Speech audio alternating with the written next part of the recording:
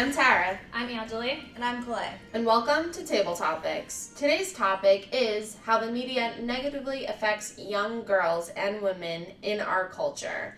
Later on, we were going to have some commentary from Dr. Stewart. She's a professor here at ASU. She teaches women's history courses. But first, let's check out a clip from the documentary, Misrepresentation. Girls get the message from very early on that what's most important is how they look, that their value, their worth depends on that. And boys get the message that this is what's important about girls.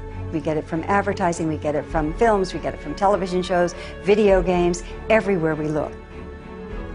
So no matter what else a woman does, no matter what else her achievements, their value still depends on how they look.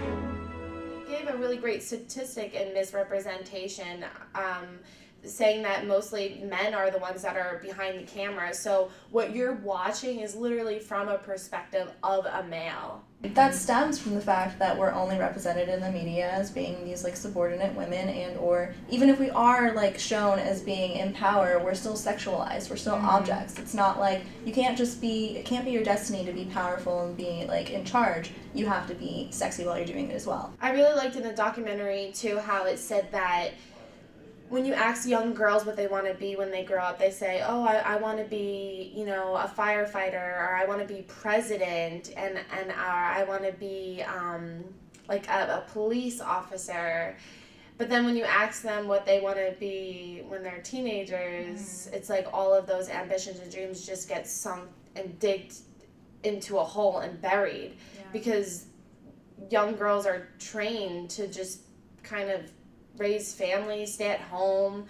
They don't see themselves as leaders. To not be leaders. We're trained not to be leaders. At this rate, we won't even reach as far as gender parity amongst the government positions until 500 years from now.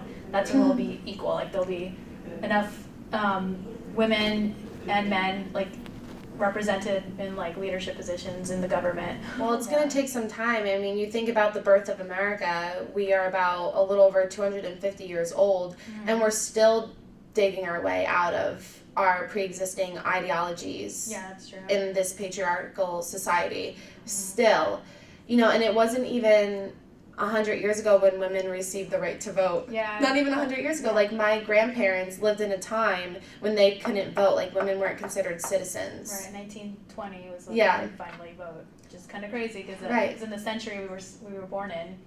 And right, it's so crazy. We're so close to history. With that said, let's cut to some commentary by Dr. Stewart on this matter.